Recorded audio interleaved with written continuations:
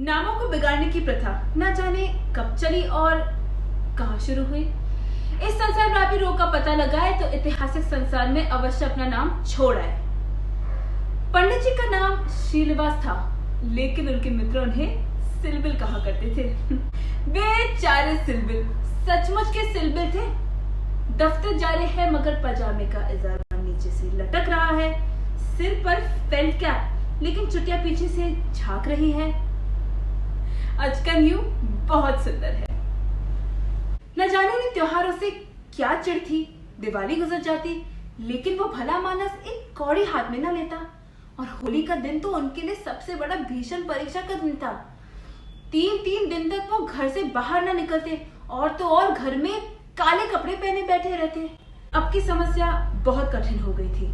शास्त्रों के अनुसार कई वर्ष तक ब्रह्मचर्य के पालन करने के बाद उन्होंने विवाह कर ली और ब्रह्मचर्य के परिपक्व होने में थोड़ी बहुत जो कसर रह गई वो 3 वर्ष के गौने के मुद्दे ने पूरी कर दी।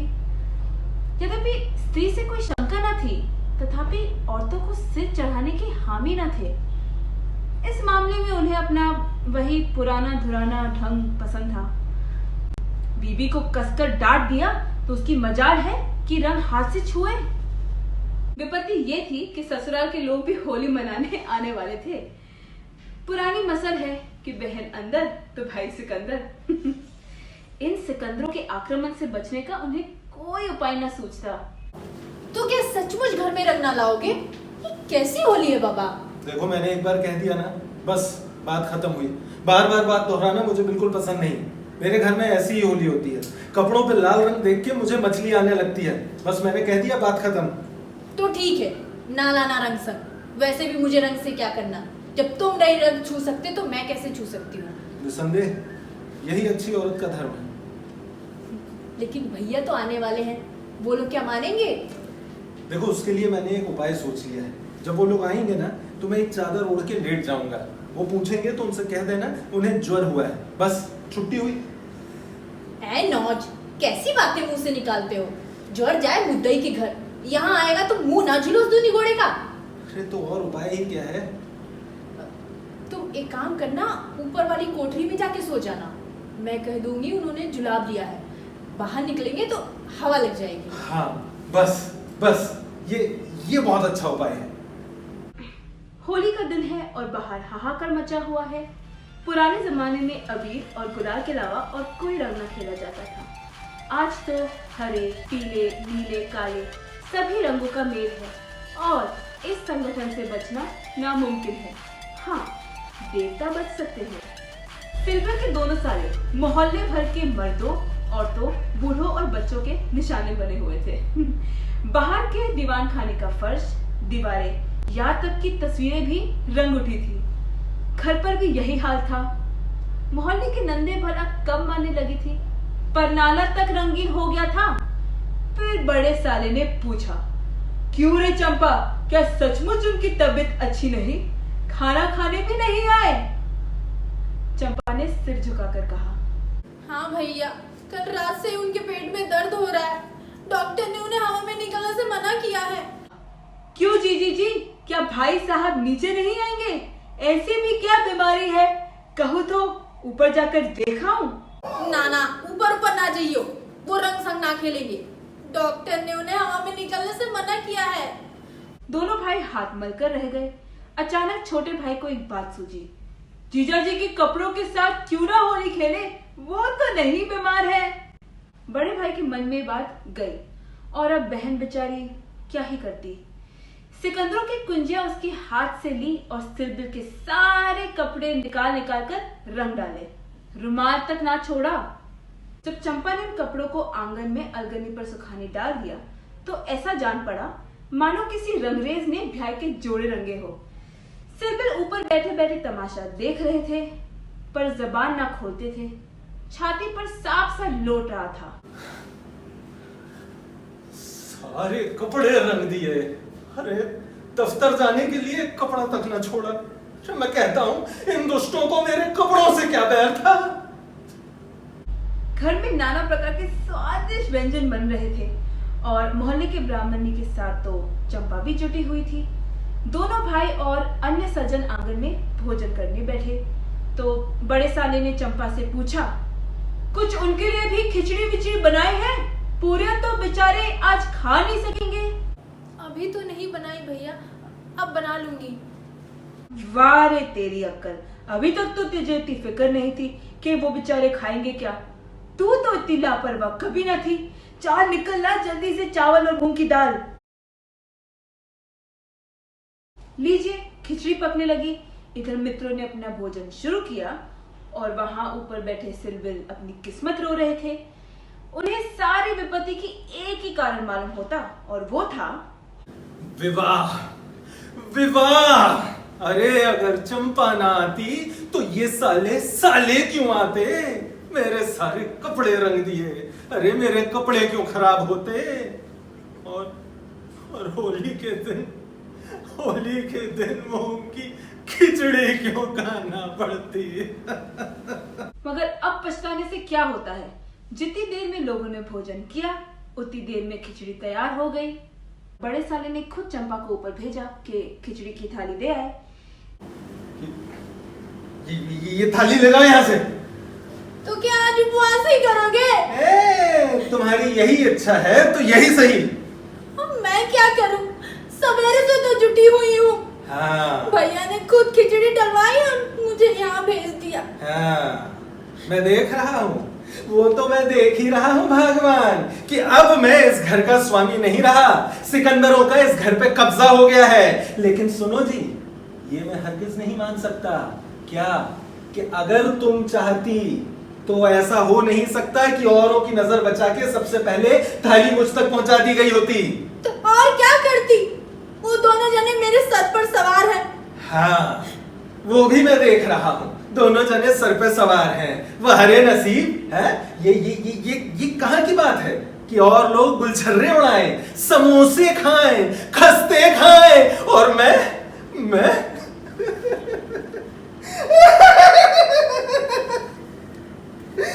मूंग की खिचड़ी खाऊं? हटाओ इसे, ले जाओ यहाँ से। अच्छा एक काम करो, तुम इसे 2-4 कौर खा लो। जैसे अवसर मिलेगा मैं तुम्हारे लिए दूसरी थाली लाऊंगी, ठीक है? देखो, बकवास बंद करो, मुंह बंद करो। मेरे सारे कपड़े रंग डाले। हाँ? अरे मैं ऐसे बदतमीजी कहता हूँ। अब ये बताओ मैं कल दफ्तर पहन के क्या जाऊंगा? देखो ये रोना गाना बंद करो। रोना गाना बंद करो। अच्छा देखो, जो हुआ सो हुआ। हालांकि जो कुछ तुमने किया उसे मैं पतिव्रत धर्म के विरुद्ध समझता हूँ। लेकिन अब मैं कहता हूँ ये थाली लेके जाओ यहाँ से। जाओ। और सुनो, इधर आओ। अगर अपना धर्म समझना तो मेरे लिए दूसरी थाली लेकर आना, समझी? नहीं तो आज व्रत ही सही। बड़ा साला खुद अपने छोटे भाई के साथ खिचड़ी लेकर ऊपर पहुंचा। एकाएक पैरों की आहट सुनकर सिलबिल ने सामने देखा और दोनों साले वहां खड़े थे। कहिए, कैसी तबीयत है? थोड़ी सी खिचड़ी खा लीजिए। सिलबिल ने मुंह बनाकर कहा। नहीं साले साहब, बिल्कुल परेशान ना हो। जरा जी मचलाता है। मैं ठीक हो जाऊंगा। मैं बाद में खा लूं। उपवास करना तो हानिकारक होगा। खिचड़ी खा लीजिए। बेचारे सिलबिल उन दोनों शैतानों को कितना मन में कोसा और जहर की तरह खा लिया।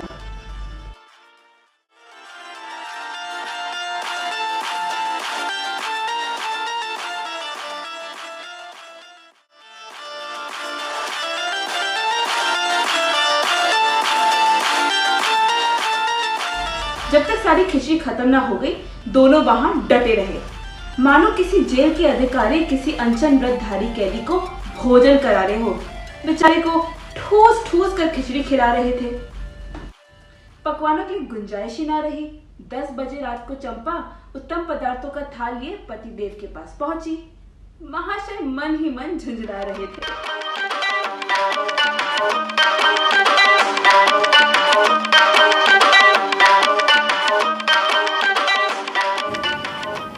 भाइयों के सामने मेरी परवाह कौन करता है?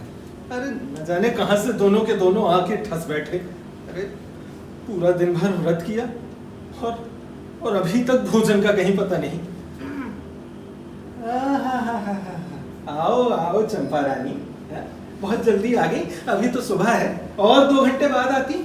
अब तुम तो ना हार मानते हो ना जीत। अब घर में 2 मेहमान आए हैं, उनकी भी सेवा सत्कार न करूं तो भी काम ना चलेगा। और रोज रोज थोड़ी अपने घर में कोई आएगा। ईश्वर न करे कि वो दोनों रोज रोज आए। यहाँ तो एक ही दिन में बधिया बैठ गई है। खुशबू तो बड़ी अच्छी आती है चंपा। ला देखा जरा क्या है।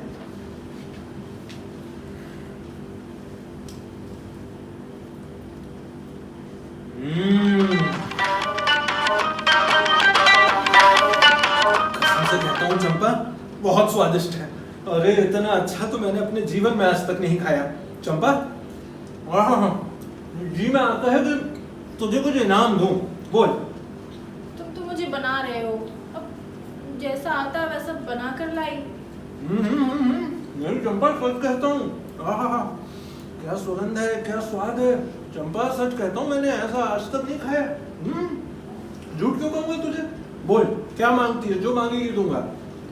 देख मुझे आज ही मालूम हुआ कि भोजन का संबंध उधर से उतना नहीं जितना आत्मा से है।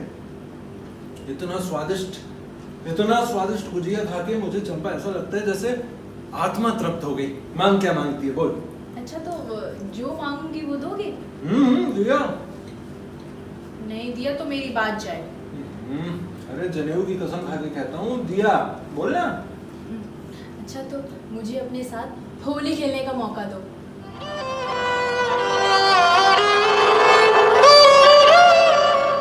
चंपा ये क्या कहती है चंपा। देख मैं होली नहीं खेलता चंपा। तू तो अच्छी तरह से जानती है मैंने अपने जीवन में कभी होली नहीं खेली। ये मेरे नियम के विरुद्ध है चंपा। अरे दूसरे के साथ नहीं, लेकिन हमारे साथ तो खेल ही सकते हो। नहीं चंपा, जरा खुद ही सोच। जिस चीज को मैं घर के बाहर अनुचित समझता हूँ, उसे किस न्याय से घर में उचित समझो। घर में ऐसी कितनी बातें उचित समझते हो जो बाहर करना अनुचित ही नहीं पाप भी है। अच्छा बाबा, तू जीती और मैं हारा। अब बस मुझे यही दान दे दे। पहले मेरा पुरस्कार दे दो, फिर दान देती हूँ। हाँ मांगो।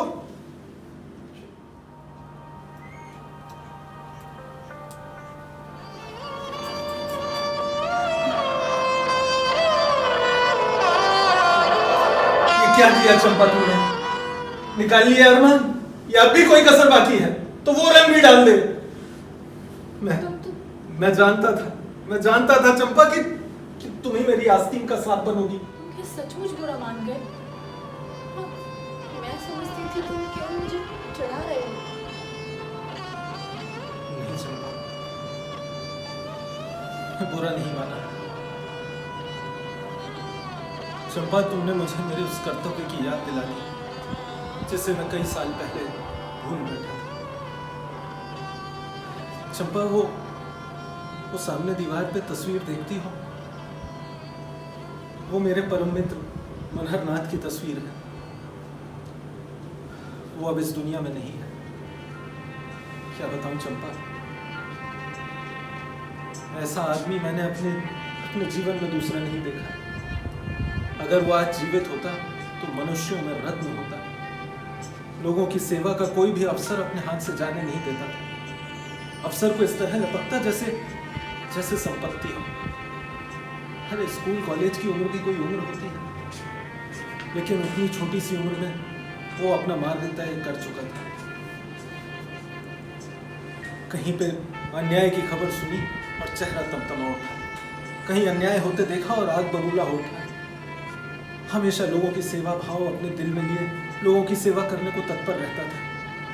हम लोग खेल कूद मौज मजे करते थे और वो था कि बस लोगों की सेवा करने का मौका ढूंढता रहता था। बचपन से वैरागी था। स्त्रियों का इतना आदर करता था कि पूछो मत, मानो स्त्री उसके लिए पूजा की और भक्ति की वस्तु हो। आज से 5 साल पहले यही होली का दिन था चंपा। मैं भंग के नशे में चूर, सर से पैर तक रंग में डूबा हुआ उसके घर उसे नाच गाना सुनने के लिए बुलाने गया। मनहर मेरे भाई, होली मुबारक। तुम अच्छे वक्त पर आ गए हो, क्या हुआ? वरना मुझे जाना पड़ता। कहाँ? एक अनाथ बुढ़िया की मौत हो गई, कोई उसे कंधा देने के लिए तैयार नहीं। कोई अपने मित्र से मिलने गया है, कोई नशे में चूर पड़ा है, कोई अपने मित्रों की दावत कर रहा है और कोई महफिल सजाए बैठा है, लेकिन कोई लाश को कंधा देने के लिए तैयार नहीं। भला एक ऊंची जात वाले एक नीची जात की औरत को क्यों छुएंगे? उनका तो धर्म भ्रष्ट हो जाएगा ना। बड़ी मुश्किल से 2 कहार मिले हैं, एक मैं हूं, चौथे आदमी की कमी थी, सो ईश्वर ने तुम्हें भेज दिया। चलो चले हैं। अगर मैं जानता कि ये प्यारे मनहर का आदेश है तो आज मेरी आत्मा को इतनी ग्लानि न होती। घर में मेरे कई मित्र आए हुए थे, गाना हो रहा था। उस वक्त लाश उठाकर नदी जाना मुझे अप्रिय लगा। नहीं मनहर, मैं नहीं आ सकता। घर पे मेहमान आए हुए हैं, मैं तो तुम्हें बुलाने आया था। मैं ना आ पाऊंगा मनहर, मैं ना आ पाऊंगा।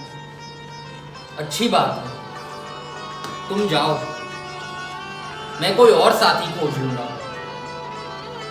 मगर मुझे तुमसे ये आशा नहीं थी। तुमने भी वही किया जो औरों ने कहा था।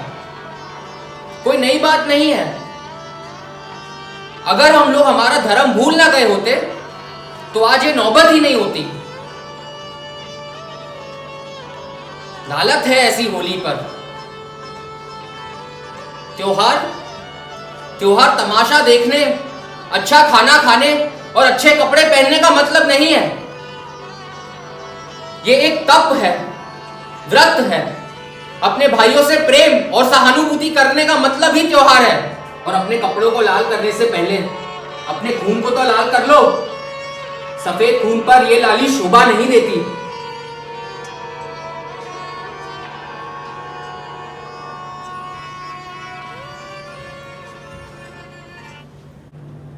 ये कहकर वो वहां से चला गया। मुझे उस वक्त उसकी वो फटकारें बहुत बुरी लगी। अरे अगर मुझमें वो सेवा भाव ना था तो उसे मुझे यूं धिक्कारने का कोई अधिकार भी ना था। वहां से चले आने के बाद भी उसकी वो बातें मेरे कानों में गूंजती रहीं। होली का पूरा मजा किरकिरा हो गया।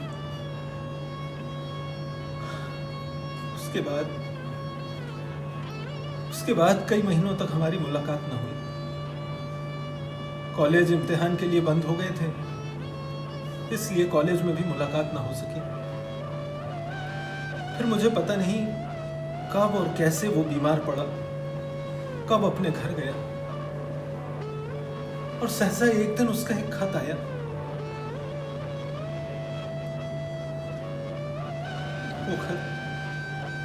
वो खत मैं किसी और दिन तुम्हें पढ़कर सुनूंगा। उसका ख्याल करता हूं तो अब भी मेरी छाती फटने लगती है। उस खत में लिखा था, मुझसे आखिरी बार मिल जा, अब शायद इस जीवन में भेंट ना हो।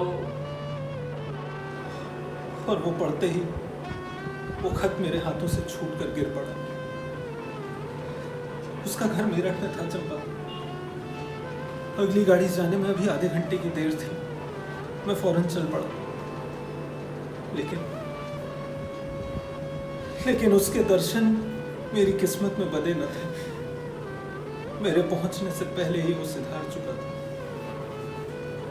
और उस दिन से मैंने कभी होली नहीं खेली चंपा। अरे होली तो क्या, मैंने कोई भी त्योहार नहीं मनाया चंपा। ईश्वर ने मुझे क्रिया की शक्ति नहीं दी। मैं कर्म नहीं करना जानता, लेकिन मैं पहल नहीं कर सकता चंपा। लेकिन मैं पीछे पीछे चलना चाहता हूँ, लेकिन किसी ने मुझे वो अवसर भी नहीं दिया।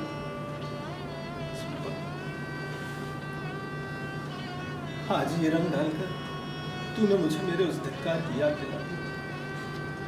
चंपा, मैं चाहता हूं कि ईश्वर मुझे इतनी शक्ति दे कि मैं मन से ही नहीं कर्म से भी मलहर बन सकूं।